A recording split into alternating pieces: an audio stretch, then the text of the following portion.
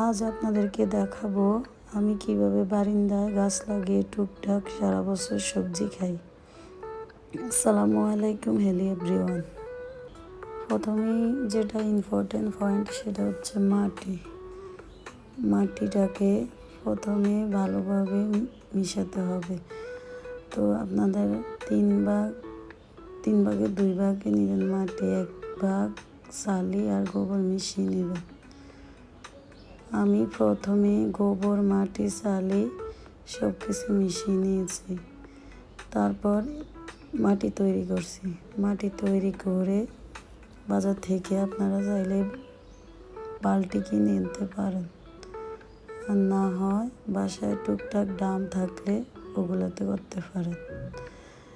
তারপর আপনারা কি করবেন, বাজার থেকে ভালো মানের গাছ নিয়ে আসবেন।